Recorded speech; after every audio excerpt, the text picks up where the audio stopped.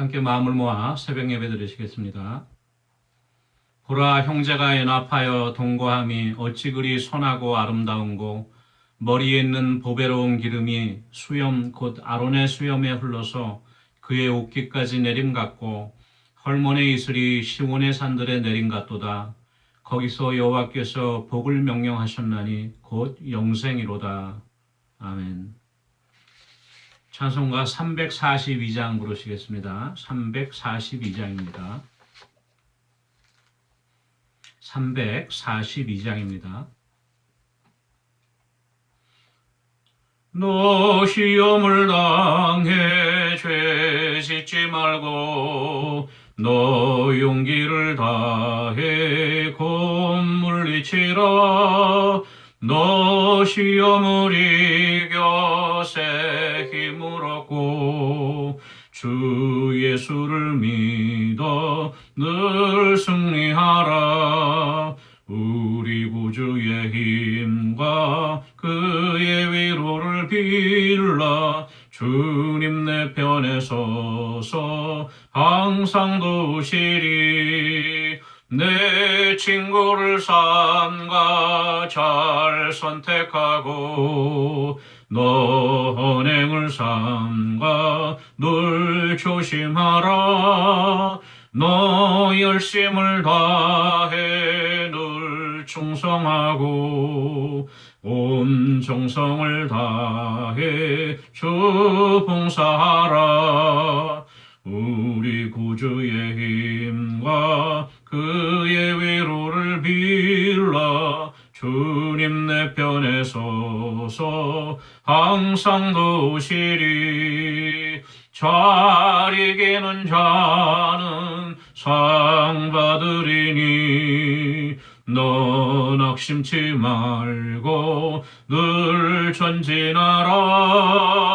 내 구세주 예수 힘주시리니 주 예수를 믿어 늘 승리하라.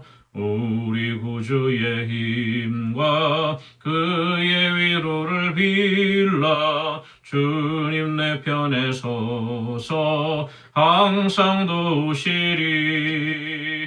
아멘.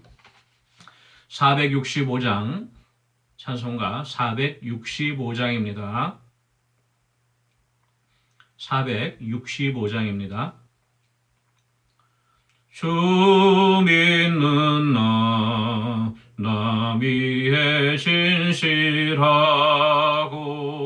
날 보는 자 위에서 정결코 담대하여 이 세상 환난 중에 나 용감히 늘 승리하리라. 나 용감히 늘 승리하리라. 저 원수도 내 참된 친구 삼고 남주면서 행한 일이 주리. 연약한 나 눌러뉴 겸손하여 늘 섬기며 기쁘게 살리라. 늘 섬기며 기쁘게 살리라. 늘 바빠도 나 힘써 기도하며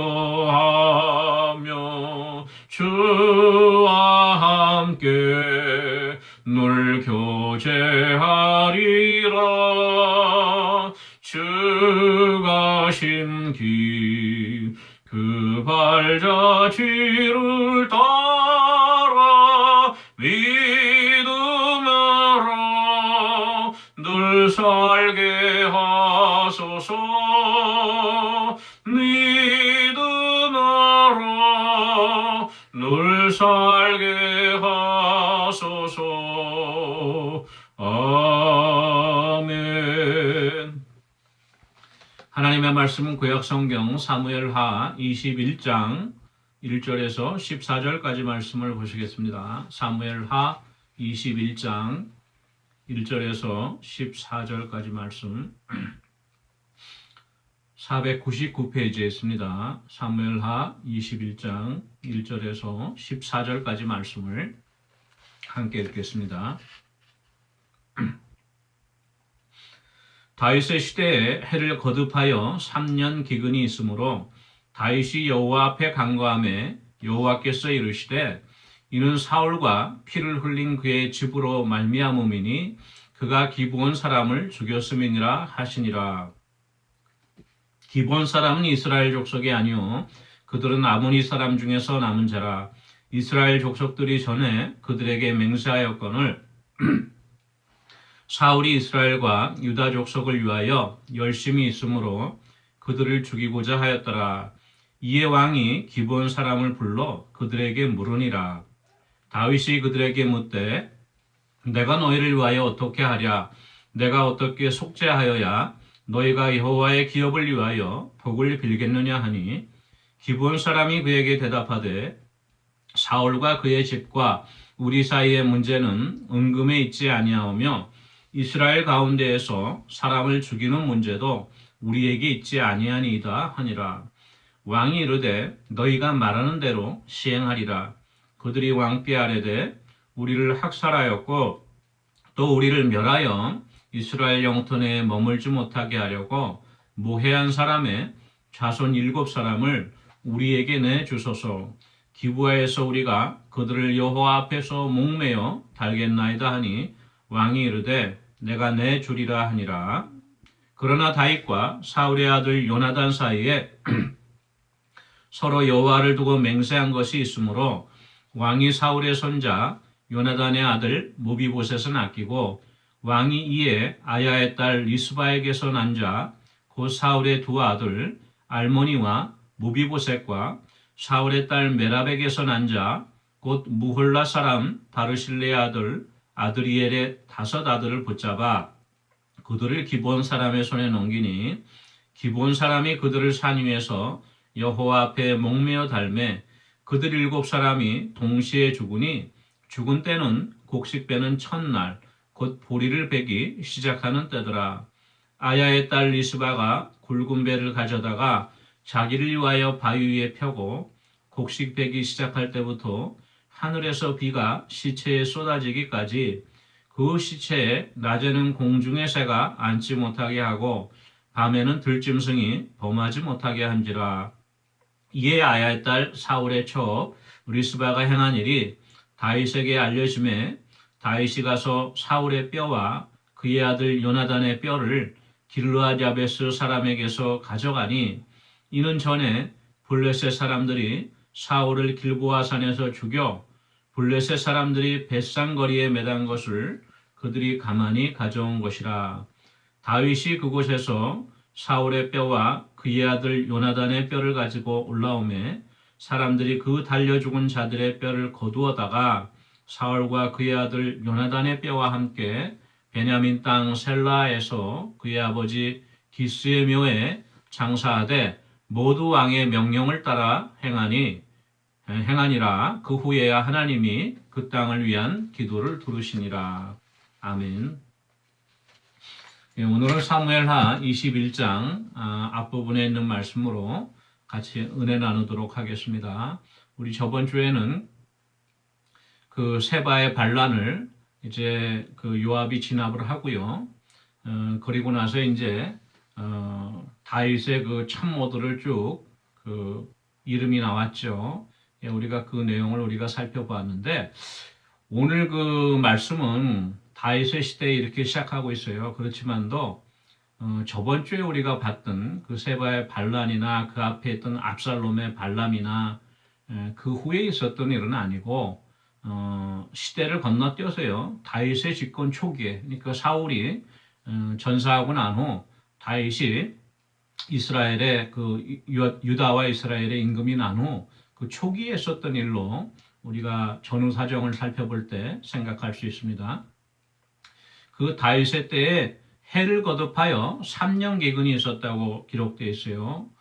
한 해만 기근이 들어도 먹고 살기가 힘든데 3년 연속으로 기근이 들면 오죽하겠습니까? 그 팔레스타인 지역에 더욱이 비가 적게 오는 때인데 그 단 한 번에 우기만 놓치더라도 농작물을 수확할 수가 없죠. 예, 기근에 시달리게 되는데 3년 기근이 있으니까 다윗이 왜 그런가? 다윗은 항상 하나님의 마음에 합한 자고 하나님의 말씀을 주야로 묵상하던 사람이었기 때문에 뭔가 영적으로 깨달음이 있었어요.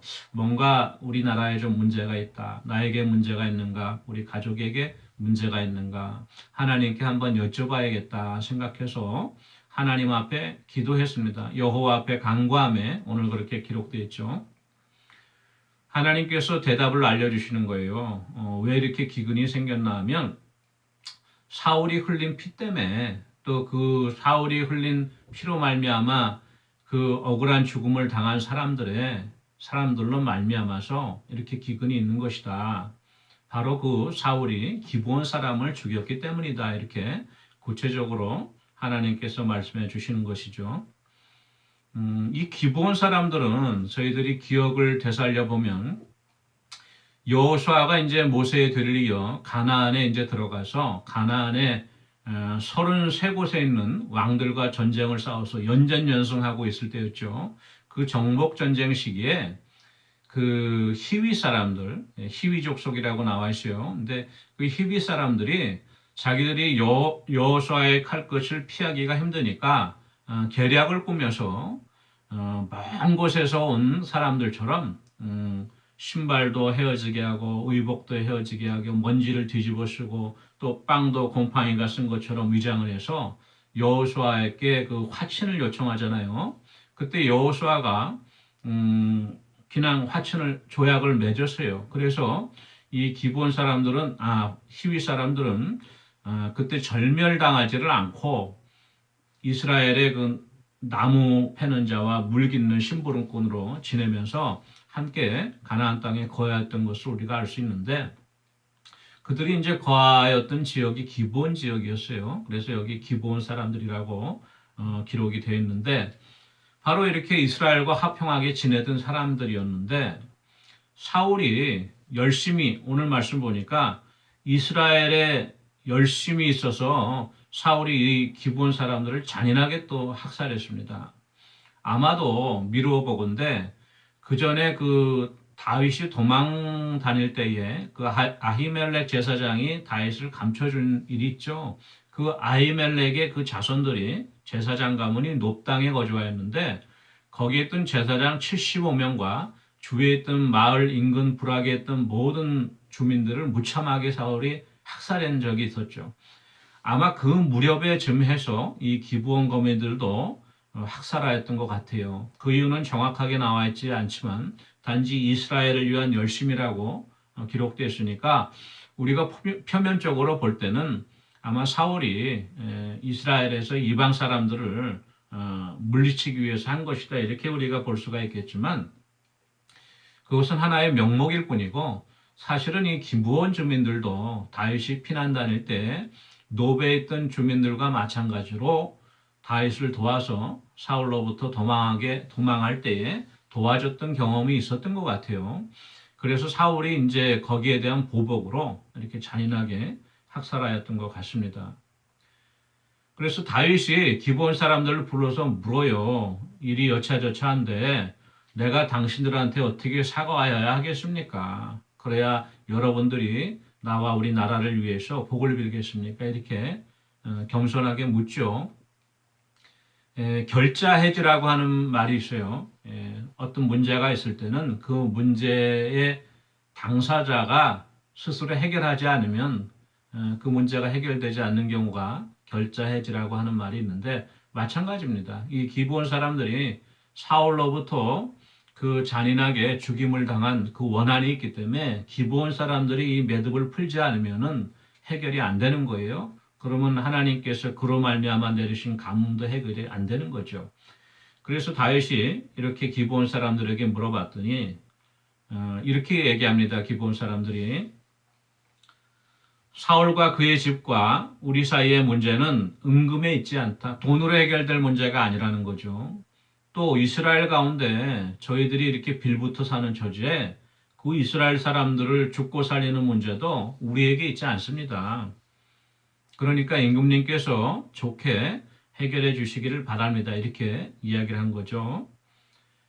그랬더니 다윗이 이렇게 얘기해요. 그러지 말고 구체적으로 내가 어떻게 하면 될지 그 방법을 얘기해 달라고. 그랬더니 기브온 사람들이 이렇게 얘기를 하죠. 사울의 자손 7을 우리에게 내주십시오. 그러면 내가 이 7 아들을 사울의 후손들을 나무에 매달아서 우리가 처형한 후 오늘 말씀 보니까 여호와 앞에서 목매어 달겠다 이렇게 기록되어 있어요. 우리의 사사로운 감정으로 사사로운 개인적인 원한으로 하는 것이 아니고 하나님 앞에 사울이 저지른 그 만행은 그 살인 행위는 하나님 보시기에 정당치 못하니까 응분의 대가를 받아야 됩니다. 그러니까 우리가 여호와 앞에서 하나님 앞에서 그 7 자손들을 목매달겠습니다. 이렇게 이야기를 하죠. 다윗이 이야기를 듣고 그대로 시행하겠다고 약속을 해요. 그 대신 자기의 형제와도 같은 요나단과 맺은 우정 때문에 그 아들이었던 무비보셋은 넘겨주지 않습니다.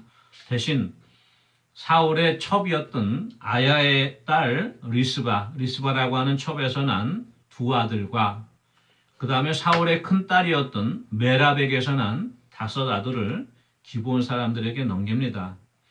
그랬더니 그 기브온 사람들이 사울이 고향이었던 기브아 지역에 가서 한 산 위에서 여호와 앞에 목매어 달았다.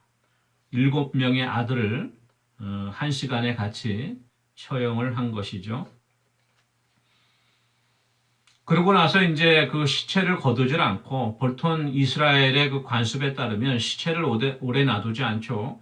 나무에 매달린 자마다 저주를 받았다. 신명기 말씀대로 해가 질 때를 놔두지 않고 처리하는 것이 보통 일상인데 일부러 이 사울의 아들들의 죽음은 많은 백성들이 볼 수 있게 시체를 거두지 않고 장사 지내지 않고 놔뒀던 것 같아요. 며칠 또 정확한 기간은 모르겠지만 오랜 시간 동안에 방치했던 것 같습니다. 그랬더니 이제 그 시체를 또 파먹으려고 공중에서 독수리와 또 산짐승들과 다 달려들 거 아니에요. 저녁이 되면. 그러니까 시체가 훼손될 것 같으니까 바로 그 리스바, 사울의 첩이었던 리스바가 굵은 배를 가져다가 바위에다 깔고 거기서 풍천노숙을 하면서 곡식 빼기 시작할 때부터 그렇죠? 그러니까 건기죠. 비가 오지 않을 때입니다. 추수할 때니까. 그 시체 위에 비가 떨어질 때까지. 그러니까 오랫동안 방치하였던 것 같아요. 그 짐승들을 쫓고 또 독수리 새들을 쫓고 이렇게 이제 지켰던 것이에요. 이러한 리스바의 행위가 다윗에게 들려졌습니다. 다윗이 참 기특하게 생각했죠. 다윗도 마음에 깨달은 바가 있어서 이제는 그 길르앗 야베스 사람들이 보관하고 있던 사울과 요나단의 시신, 이제는 뼈죠. 그 뼈를 거두어다가 바로 이 죽음을 당한 사울의 7명의 아들과 함께 그 아버지, 사울의 아버지 기스의 묘에 함께 이제 합장을 하게 됩니다. 이렇게 해서 모든 일이 일단락이 되니까 그 후에야 오늘 14절 말씀 마지막 결론적으로 그 후에야 이렇게 해결이 되고 나니까 그 후에야 하나님이 그 땅을 위한 기도를 들으셨다 이렇게 기록되어 있습니다. 여기서 그 중요한 것은 하나님이 기도를 들으셨는데 이 사건이 결자해지 되고 난 다음에 들으셨다는 거예요. 주님께서도 마태복음 5장 23절, 24절 산상수훈에서 이렇게 말씀하고 계시죠. 그러므로 예물을 제단에 드리려다가 거기서 내 형제에게 원망 들을 만한 일이 있는 것이 생각나거든. 예물을 제단 앞에 두고 먼저 가서 그 형제와 화목하고 그 후에 와서 예물을 드려라 이렇게 말씀하셨어요. 하나님한테 우리가 예배를 드리고 하나님한테 우리가 기도를 드리지만 먼저 중요한 것은 내가 형제와 다툰 일이 있다면 먼저 형제와 화해한 후에 와서 예배드리고 기도하라는 것입니다. 우리가 어떤 기도의 제목을 갖고 하나님 앞에 기도하는데 기도의 문이 막히고 또 기도는 습관을 쫓아 하지만 응답이 안 되고 뭔가 하나님과 내 기도가 상달되지 않는 것 같은 그런 영적인 느낌이 들 때가 있죠. 그때는 우리가 왜 그런가? 기도를 더 열심히 해야 되는가? 소리를 더 크게 해야 되는가? 거기에 집중하지 말고 혹시 내가 하나님 앞에 범죄한 일이 있나? 내가 이웃과 불화한 일이 있나? 내가 우리 가족 사이에 또 우리들 자녀와 아니면 부부 사이에 또 우리 부모님들과 불화한 일이 있는가? 돌이켜보고 그 불화한 당사자를 찾아가서 해결을 한 후에 그 후에 하나님께 예배드리고 그 후에 기도하면 하나님께서 응답하신다고 오늘 이 사건을 통해서 우리에게 교훈으로 주시는 것이죠. 오늘 하루도 우리가 생각해 볼 때 혹시 내가 불화한 사람이 있는지 주위의 이웃이나 형제자매가 있는지 돌아보고 화해할 수 있는 그러한 은혜가 저와 여러분에게 함께하기를 원합니다. 기도하는 시간 갖도록 하겠습니다. 며칠 전에 터키와 시리아 지역에서 큰 지진이 있었죠. 아마 역사상 가장 역대급 지진이라고 하는데 터키 지역에서는 벌써 사망자만 한 거의 10,000명이 육박하고요. 집도 뭐 6천 채 이상, 또 이재민도 1,300만 명 이상이라고 해요. 엄청난 재해인데요. 새벽에 자다가 말고 갑자기 뜻밖의 변을 당한 우리 터키 지역과 시리아 지역에 있는 백성들 위해서 우리 기도해 주시고요. 이재민들 위해서 또 우리 성도들 위해서 기도하기 원합니다. 육신이 연약한 성도님들 또 치료 받고 있는 성도님들 위해서 기도해 주시고요.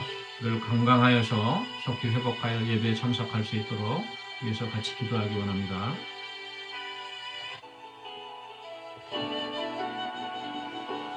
사랑해 주님 은혜를 감사합니다. 오늘도 아버지 주님 은혜 가운데에 아버지 주님 앞에 간구하며 기도하기 원합니다. 아버지 오늘 시간에 주님 앞에 바라옵고 아끼는 특별히 우리 터키와 시리아 지역의 큰 지진으로 말미암아 어려운 가운데 있는 우리 백성들을 주님 기억하여 주시옵소서. 순식간에 집을 잃고 생명을 잃고 목숨을 잃고 가족을 잃어간 또 추위 가운데 지금 굶주림 가운데 떨고 있는 아버지 그 땅의 백성들을 주님 긍휼히 여겨주셔서 하나님 저들의 심령 가운데 하나님을 찾는 아버지 창조주 하나님을 찾는 은혜 역사 있게 하시고 어려움을 통해 하나님 만나는 역사 있게 하시고 또한 속히 또한 도움의 손길들을 세계 곳곳으로부터 보내주셔서 속히 아버지 모든 어려움들이 해결되어지고 다시 회복되어 줄 수 있도록 은혜와 공의를 내려 주시옵소서. 또한 우리 성도님들 기억해 주시고 특별히 연로하신 성도님들과 또한 치료 가운데 있는 성도님들 병약한 성도님들 기억하여 주시옵소서. 하나님 치유의 손길을 베풀어 주시고 세임을 주시고 강건케 해 주시옵소서. 낙심한 심령을 위로하여 주시며 다시금 하나님의 은혜를 사모하는 간절한 소망이 있게 하시고 천국 소망 놓치지 않는 귀한 은혜 역사 허락하여 주시옵소서. 모든 것 감사드리고 예수 그리스도 이름으로 기도합니다. 아멘.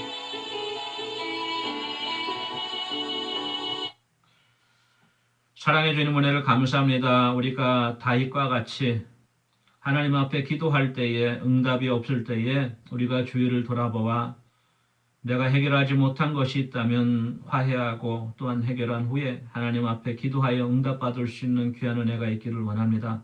주님 우리를 긍휼히 여겨 주시옵소서. 감사드리고 예수님의 이름으로 기도합니다. 아멘. 오늘 하루도 우리 주위의 사람들과 화해하고 화목할 수 있는 그러한 은혜가 있기를 원합니다. 개인 기도하시겠습니다.